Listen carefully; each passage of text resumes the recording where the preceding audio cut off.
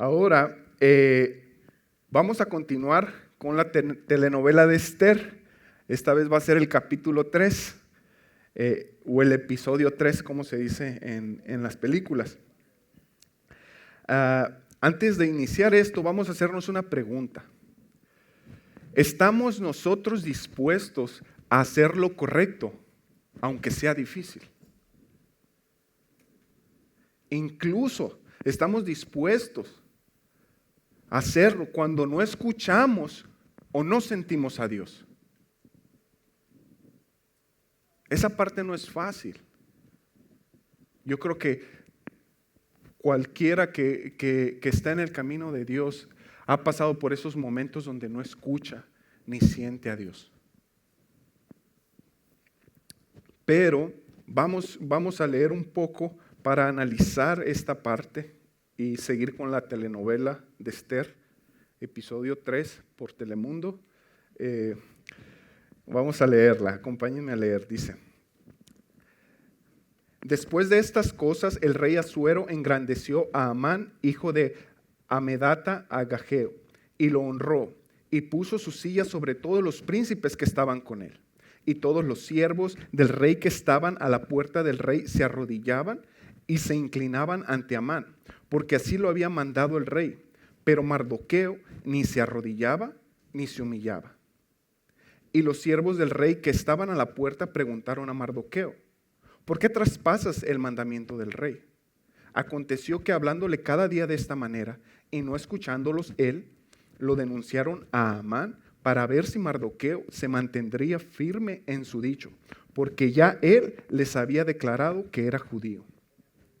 Y vio Amán que Mardoqueo ni se arrodillaba ni se humillaba delante de él, y se llenó de ira, pero tuvo en poco poner mano en Mardoqueo solamente, pues ya le habían declarado cuál era el pueblo de Mardoqueo. Y procuró Amán destruir a todos los judíos que había en el reino de Asuero al pueblo de Mardoqueo. En el mes primero, que es el mes de Nisán, en el año 12 del rey Asuero, fue echada Pur, esto es, la suerte, delante de Amán, suerte para cada día y cada mes del año. Y salió el mes 12, que es el mes de Adar. Y dijo Amán al rey Asuero: hay un pueblo esparcido y distribuido entre los pueblos de todas las provincias de tu reino, y sus leyes son diferentes de las de todo el pueblo, y no guardan las leyes del rey, y al rey nada le beneficia el dejarlos vivir.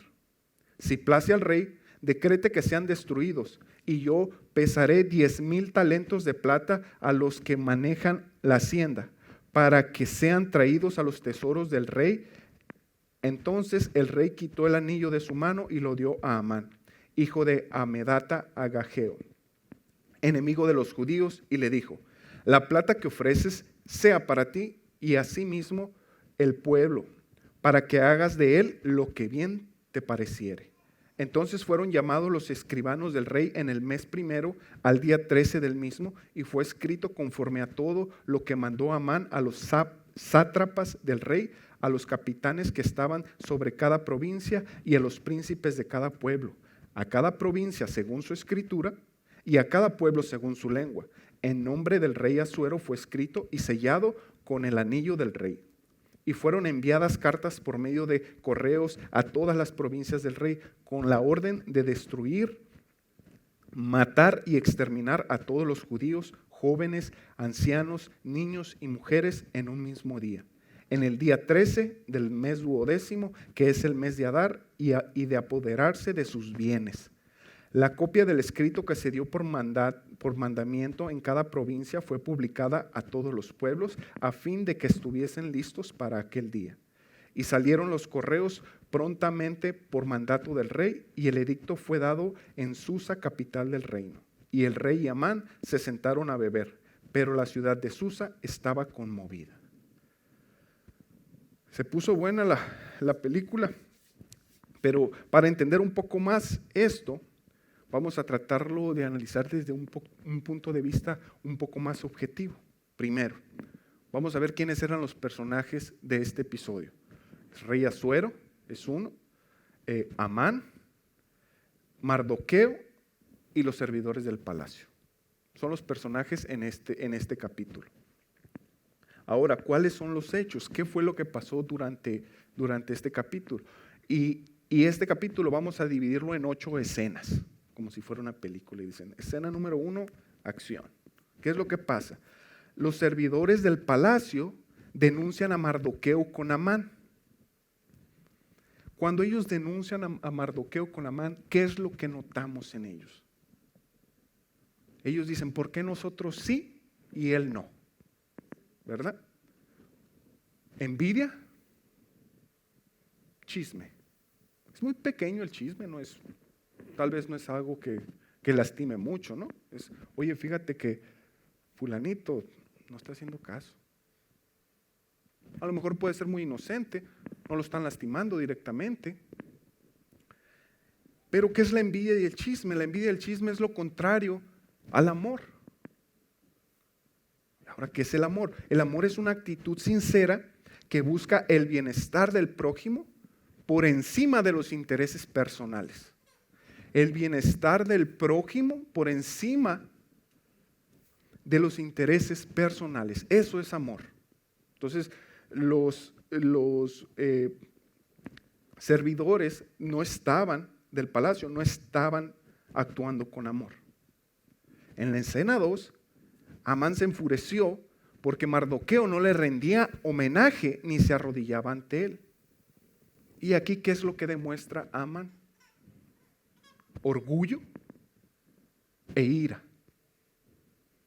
Y el orgullo y la ira son todo lo contrario a la humildad, a la mansedumbre. ¿Qué es la humildad? ¿Qué es la mansedumbre? Es la capacidad especial que tiene una persona de modelar la ira y sus efectos desordenados en sí mismo y en el entorno. Modelar la ira. ¿Qué quiere decir? Que cuando estoy enojado, puedo tomar esa ira y se puede cambiar su aspecto, se puede cambiar su forma, la puedo modelar. Si está mi ira así de grande, si tengo mansedumbre, si tengo humildad, la puedo agarrar y decir, tranquilo. Eso es tener humildad, eso es tener mansedumbre. Escena 3. Amán no solo quiso matar a Mardoqueo, sino a todo el pueblo al que él pertenecía. En otras palabras, a todos los judíos del reino de Asuero. ¿Y esto qué demuestra Amán con esto? Que también es rencoroso. El rencor es contrario a la bondad. ¿Y qué es la bondad? Es la cualidad de ser bueno, la inclinación a hacer el bien y a un comportamiento virtuoso, cosa que no estaba teniendo Amán. Escena 4. Se planeó al azar cuándo sería el día y el mes en que sucedería el exterminio. Ahora, ¿qué está haciendo Amán? Está actuando con predeterminación, alevosía y ventaja. ¿Y eso qué es? Es contrario a la amabilidad, porque la amabilidad es la capacidad de ser misericordioso aún con aquellos que han cometido algún agravio en nuestra contra. La amabilidad es una virtud muy grande, es una capacidad muy grande, porque muchas veces queremos actuar, si alguien nos hizo algo, queremos actuar al instante. Escena 5. Amán le dice al rey Asuero que no conviene tolerar al pueblo que no sigue las leyes y costumbres de todos los demás, que es necesario que el rey proclame un decreto para exterminar a los judíos, el cual es solicitado por Amán, y a cambio de ese decreto él donará kilos de plata para el tesoro real. Ahora, ¿qué está haciendo Amán aquí? Difamación, mejor conocida como chisme. Pero fíjense ahora, el chisme ya se hizo grandote. Empezó primero con los servidores del palacio diciendo, oye, fíjate que fulanito no está haciendo esto. Pero le pegó en el orgullo a Amán, y ahora Amán va con el rey, y ahora el chisme es así, de grandote. cómo desencadena una consecuencia más grande. La otra parte de Amán es que está interpretando a su conveniencia. Es diciendo, no, es que los judíos no hacen lo que nosotros le decimos. Ellos tienen sus ondas y sus cosas y pues la verdad no está bien. Yo que tú, ¿no? Pues yo sí los castigo, básicamente. Y corrupción, que básicamente estaba ofreciendo dinero para hacerlo sentir bien al rey. Y todo esto, difamación, interpretación a conveniencia y la corrupción, es contrario al dominio propio y la templanza. Las personas con templanza no ceden ante las presiones externas. Las personas con templanza mantienen la rectitud en sus actos y conducta a pesar de lo que esto puede significar para su reputación. ¿Cuántas veces han hablado de nosotros y nosotros queremos decir, es que no es cierto, no es cierto, no es cierto eso que dicen de mí? Pregúntale a quien quieras. Pero qué difícil es mantenerse callado y decir, yo sé que no es cierto, Dios está conmigo y la verdad va a salir a la luz algún día. Pero eso depende de Dios. Eso no es fácil. 6. El rey presta su anillo real a Amán, es decir, su sello de autoridad, y le dice a Amán que se quede con la plata, aparte de entregarle a los judíos en sus manos. ¿Qué muestra aquí el rey? El rey también ahora está mostrando orgullo. ¿Por qué? Porque el rey básicamente dice, si está en contra de mí, no necesitas darme nada, ocúpate tú de ellos, porque está en contra de mí. Entonces eso también es contrario a la humildad, de lo que hablábamos hace ratito. 7. En el decreto se daba la orden de aniquilar, matar y exterminar a todos los judíos, jóvenes, ancianos, mujeres y niños, y saquear sus bienes en un solo día. ¿Qué nos dice esto? Que es básicamente robar y asesinar. Robar y asesinar es contrario al amor, como hablábamos en el número 1. Porque el amor es una actitud sincera que busca el bienestar del prójimo por encima de los intereses personales.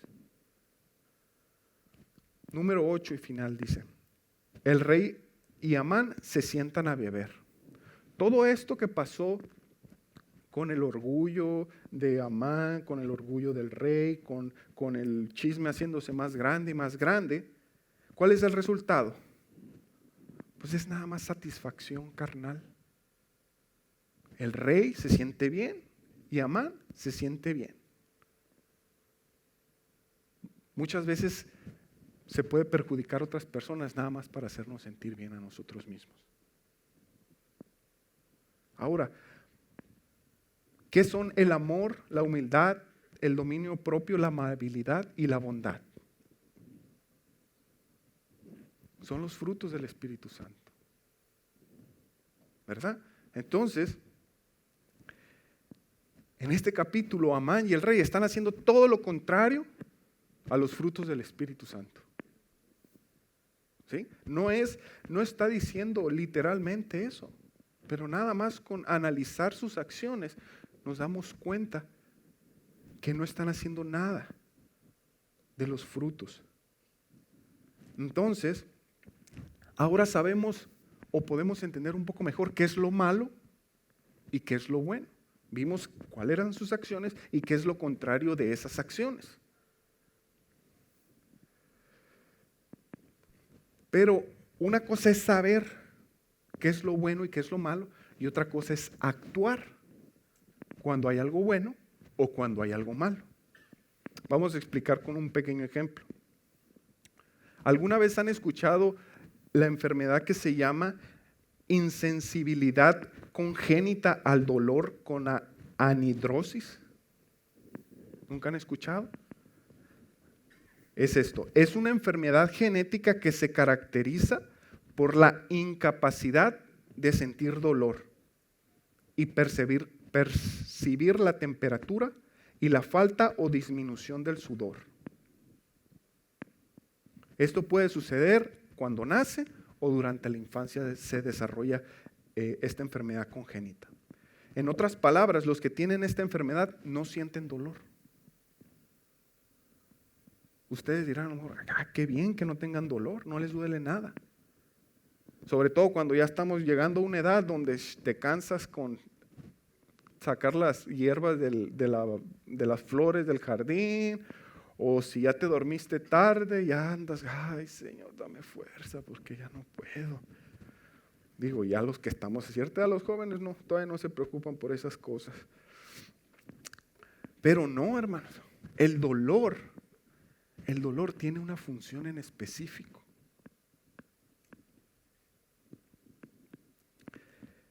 Esta función es alertarnos. El dolor es el gatillo, el switch, el interruptor que genera una acción. Vamos a poner, si ponemos la mano sobre la estufa caliente, ¿sí? Ese dolor va a alterar el cerebro, va a alertar al cerebro. Y tenemos dos opciones. Cuando ponemos la mano sobre la estufa caliente, tenemos dos opciones. Una, quitar la mano. Pero es instantáneo porque el cerebro trabaja en microsegundos. Ponemos la mano, caliente. O podemos dejar la mano en la estufa. La persona con esa enfermedad no siente, entonces no tiene esa reacción y la puede dejar ahí. ¿Y qué es lo que va a suceder? Se va a quemar. Va a tener quemaduras de hasta de 3er grado, 4º grado. Hasta puede perder la mano. Pero los que gracias a Dios tenemos la capacidad de sentir el dolor, reaccionamos y la quitamos. Esas son las dos opciones. Ahora, ninguna de las dos opciones va a quitar ese dolor. Porque el dolor ya sucedió. Ninguna de esas dos acciones nos va a quitar el dolor. Pero una de ellas sí va a ayudar a que se alivie más rápido. Pongo la mano y la quito. Sí me quemé, pero va a durar menos el dolor y se va a recuperar más pronto. Si la dejo ahí 1 minuto, va a tardar mucho más tiempo en recuperarse y va a necesitar un tratamiento más largo. No estoy diciendo que el dolor es bueno o agradable o satisfactorio o que debemos tenerlo todo el tiempo. A lo que me refiero es que el dolor es un mecanismo de defensa. El dolor se utiliza como defensa. Ahora, lo mismo sucede con la maldad de este mundo. Reconocer la maldad es un mecanismo de defensa. Para reconocer la maldad, primero la tenemos que conocer. Y no porque tengamos que hacer algo malo, sino que debemos experimentarla en algún punto de nuestras vidas. Y al experimentar la maldad nos hace daño, duele, nos lastima la maldad. Pero cuando la maldad llega, debemos de se activa el mecanismo de defensa. Tenemos dos opciones: reaccionar con la carne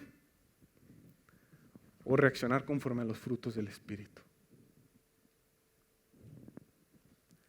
Ahora, la maldad ya llegó, el dolor. Ninguna de las dos opciones nos va a quitar ese dolor o nos va a quitar esa maldad. Pero sí una de ellas va a ayudar a que ese dolor se recupere más rápido, a que nos aliviemos de ese dolor, a que nos sintamos mejor. El punto es que en este capítulo de Esther estamos conociendo cómo actúa una persona que no tiene los frutos del Espíritu, que actúa con maldad. Estudiando este capítulo no experimentamos dolor o maldad, pero sí aprendemos cómo una pequeña acción de maldad, tan pequeña como decirle, hey, fíjate que fulanito no estaba riendo bien. Cómo ese pequeño chismecito puede tener consecuencias muy grandes. Aprendemos cómo son los patrones de comportamiento con la falta de Dios y un poco de poder. Es lo que necesitamos. Cuando hay maldad, el que vive esa maldad, el que quiere hacer daño, nada más necesita un poquito de poder. Ahora, la insensibilidad congénita al dolor se manifiesta en lo físico, en la carne. Pero la insensibilidad a la maldad se manifiesta en el espíritu. Esta insensibilidad está siendo inducida día a día en este mundo. ¿Por qué? Porque ahora en esta sociedad lo malo nos lo están pintando de bueno. Donde lo malo lo están haciendo algo normal. Donde el maldecir a los demás, la transgresión de la propiedad privada, el abuso de menores, el asesinato, la sexualidad fuera del matrimonio, el orgullo, satisfacción personal, son acciones que no lastiman. Eso es lo que nos están diciendo ahora en esta sociedad. No, eso está bien. Y nos lo ponen en las películas, ahora en las caricaturas de los niños. Es algo normal. ¿Para qué? Para desensibilizar a los niños, para generar insensibilidad a la maldad en el espíritu. Ese es el trabajo que está haciendo el enemigo. Y podemos confirmar esto donde dice Gálatas 5, 19 y 21. Dice, y manifiestas son las obras de la carne, que son adulterio, fornicación, inmundicia, lascivia, idolatría, hechicerías, enemistades, pleitos, celos, iras, contiendas, disensiones, herejías, envidias, homicidios, borracheras, orgías y cosas semejantes a estas. Fíjense, nos está diciendo que todo esto, ahorita, la mayoría de las cosas se están viendo como algo normal en la sociedad. Y no estoy diciendo que vamos a ser santos y que no nos vamos a equivocar. Somos humanos, es parte de nuestra carne, nos vamos a equivocar. Pero el detalle está en el arrepentimiento de nuestro corazón. Y en volver y arrepentirnos ante Dios y decirle, Señor, perdóname. Ahora, hermanos, la única manera de mantenernos inmunes a esta dosis diaria de desensibilización es viviendo en el Espíritu, en la palabra. No digo que no vamos a recibir maldad, que no va a llegar, no lo sé, porque eso solamente Dios lo sabe. O que nosotros no causaremos maldad a alguien más, no lo sé. Solamente Dios sabe. O que no dejaremos que nuestro orgullo nos gane.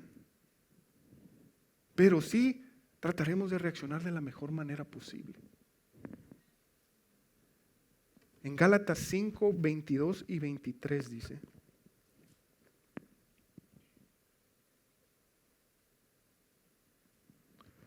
mas el fruto del Espíritu es amor, gozo, paz, paciencia, benignidad, bondad, fe, mansedumbre, templanza. Contra tales cosas no hay ley. Amén. ¿Qué quiere decir? Que si hacemos esas cosas, nada nos va a perjudicar. No hay ley que las prohíba. Y el que crea esas leyes es Dios. Y si Él dice que no hay ley que prohíba esas acciones, entonces cuando hagamos esas acciones, no vamos a ser castigados, todo va a salir bien, a pesar de que no parezca que va a salir bien. Ahora, para ser un poco más explícito esta parte, les voy a contar la versión corta y sin detalles de mi testimonio. Cómo yo llegué a aceptar a Cristo. Después de casarnos, mi esposa y yo vivíamos en Guadalajara, en México. En ese tiempo, cuando nos casamos, no conocíamos a Dios. Sabíamos que existía Yo era católico social, nada más bodas, 15 años, bautizos, nada más. Y la fiesta, claro, ¿no? Eso sí no faltaba, era el primero en llegar. Pero el Dios que yo veía o al Dios que yo alababa era el que se acomodaba a mis circunstancias. O sea, lo buscaba para mi conveniencia, nada más. Desde que terminé yo la universidad, no tuve problemas para encontrar trabajo. Me moví de un trabajo a otro sin ningún problema. Estudié y empecé mi primer trabajo en Ciudad Obregón, en Sonora. Continué en Hermosillo y terminé en Guadalajara. Después de trabajar por unos meses en Guadalajara y ya cansado, pues me dieron ganas de buscar otro trabajo. Como se me había hecho muy fácil encontrar un trabajo y luego el otro y luego... pues dije, pues oye, pues soy bueno para lo que hago. A lo mejor estoy pesado para esto. Voy a seguir haciéndolo porque yo puedo. ¿Qué me puede detener? Si yo puedo, acá está, lo demostré. Así, esa era mi forma de pensar. Y aquí fue donde mi corazón se empezó a llenar de orgullo. Empecé la universidad, terminé la escuela sin ningún problema, mi primer trabajo y luego otro trabajo y otro trabajo y otro trabajo.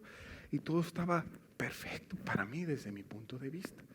Y mi corazón se empezó a llenar de orgullo y de algo todavía peor. Idolatría propia. Me idolatraba a mí mismo. Entonces, el Dios que yo buscaba por conveniencia, pues también lo hice a un lado. Y me puse yo como Dios propio. ¿Y qué pasó? Después de que estábamos en Guadalajara viviendo por unos meses, dije, pues bueno, voy a buscar otro trabajo, porque aquí ya no me gustó. Entonces empecé a mandar mi resume, currículum, como le quieran llamar. Lo empecé a mandar a muchas empresas. Por 4 meses mandé resumes, currículum, y por 4 meses no recibí ni una sola llamada, ni una sola contestación por correo electrónico. Nada. Como si no hubiera mandado nada por 4 meses. Y les aseguro que mandé como unos 25 resumes a diferentes empresas. Y ni una sola llamada.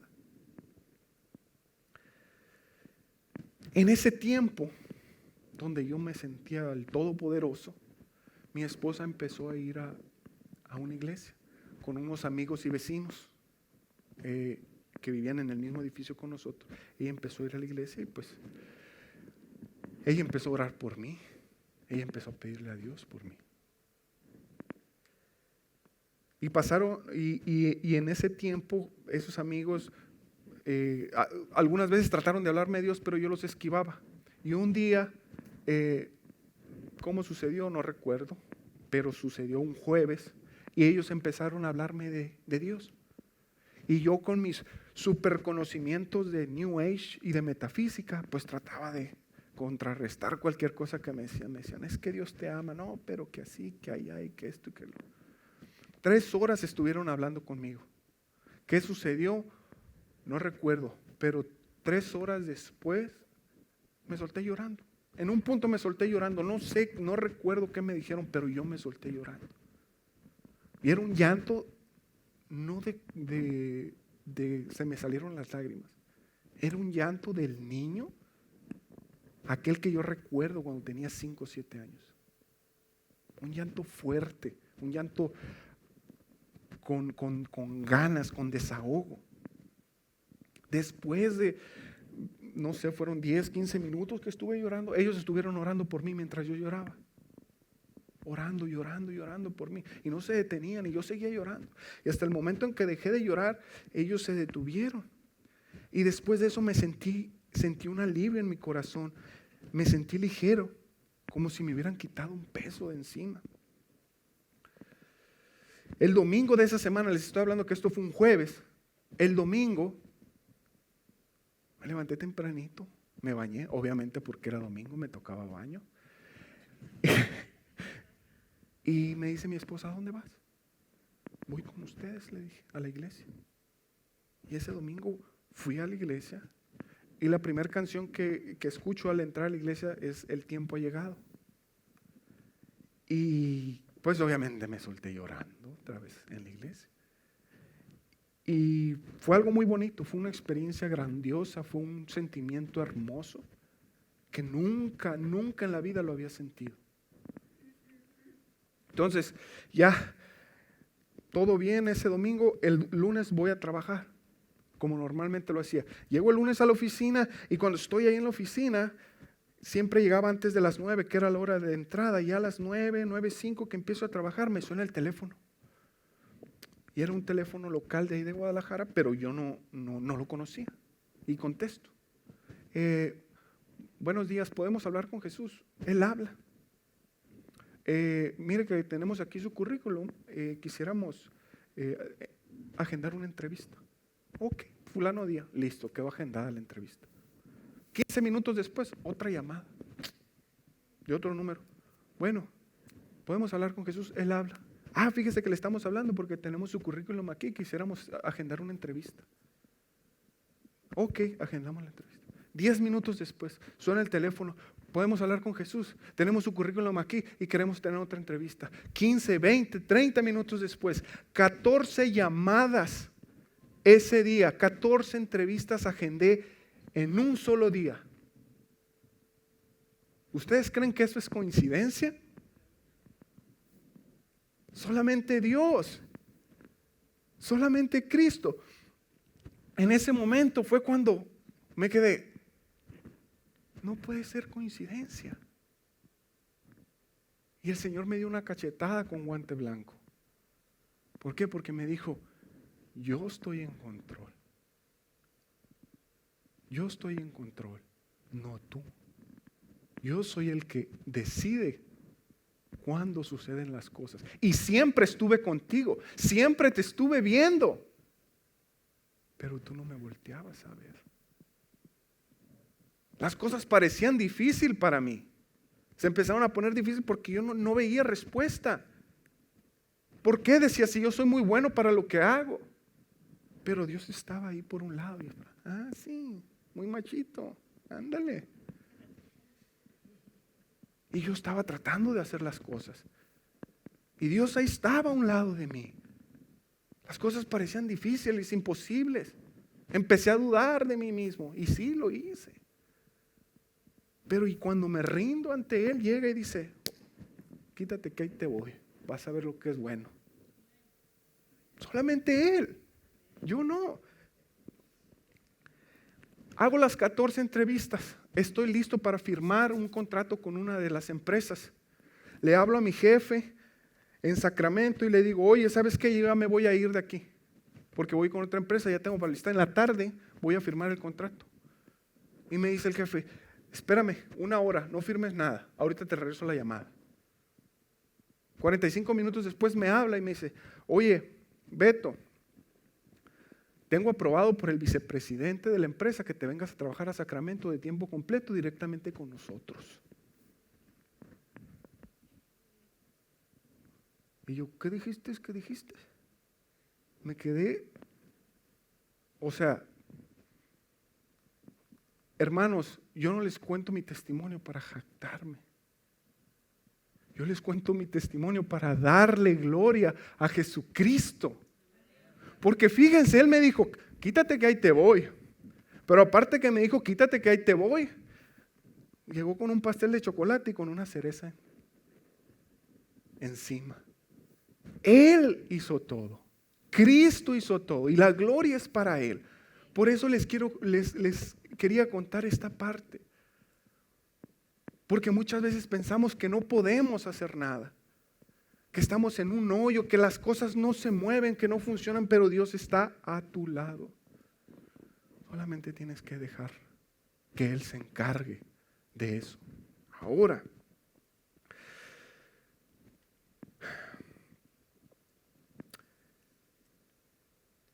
¿y de qué fue? De lo que me liberó Cristo. Me liberó de mí mismo, de mi propio orgullo, de mi propia idolatría, de mi naturaleza pecaminosa. Él es el único que nos puede librar de todo eso.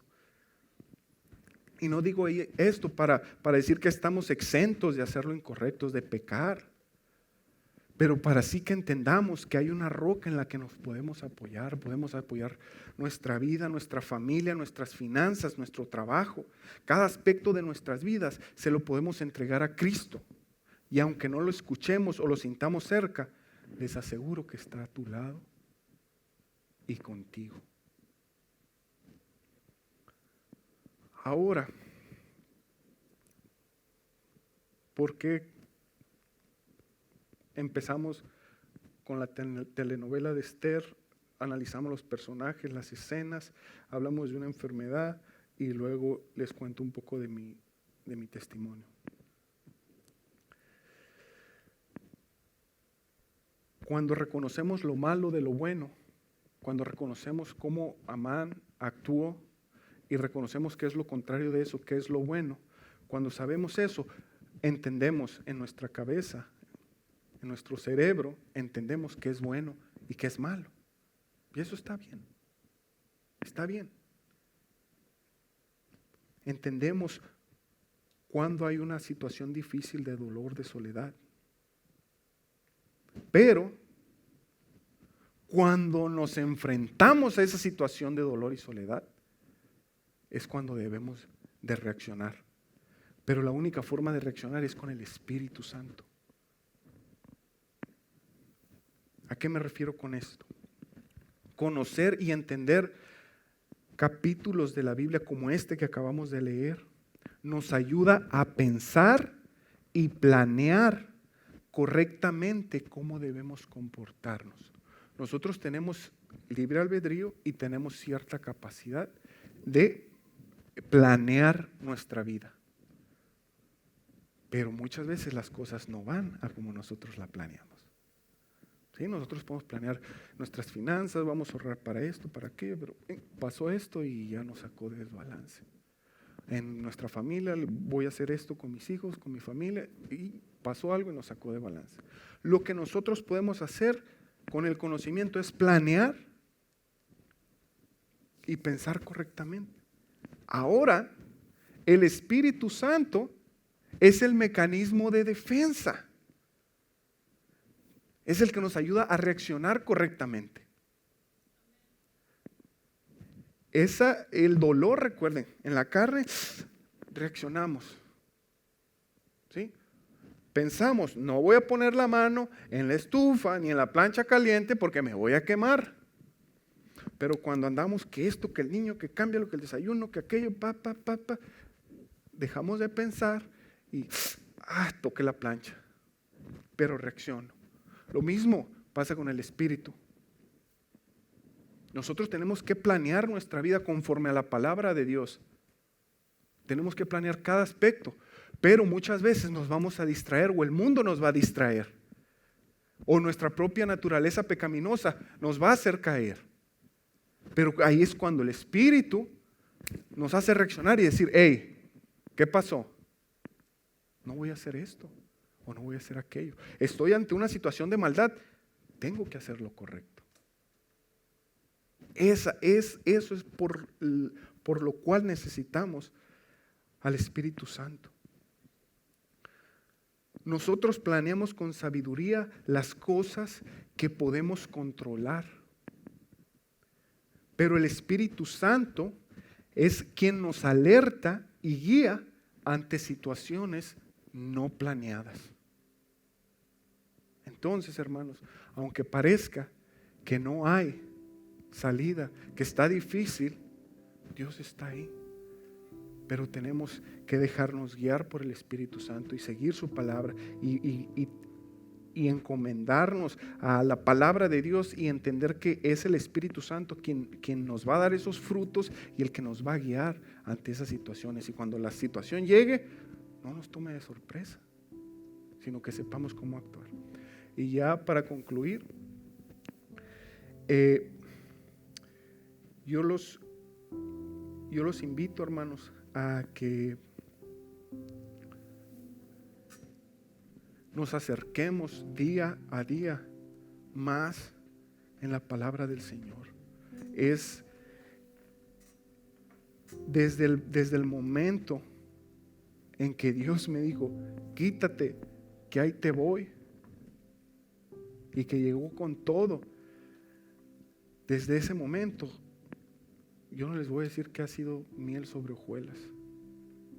He pasado por momentos difíciles, momentos de maldad, momentos de dolor, pero el refugio siempre ha sido Cristo. El dolor ha estado, el dolor se quedó grabado en mí. Recuerdo esos momentos de dolor, recuerdo esos momentos en que sentía que no podía, que sentía que me ahogaba. Lo recuerdo como si hubiera sido ayer, pero fue Dios en quien ayudó a recuperarme más rápidamente de ese dolor, de esas situaciones. Entonces, cuando tengamos una situación en nuestra vida de dolor o estemos enfrentándonos a la maldad, hay que refugiarnos en Cristo.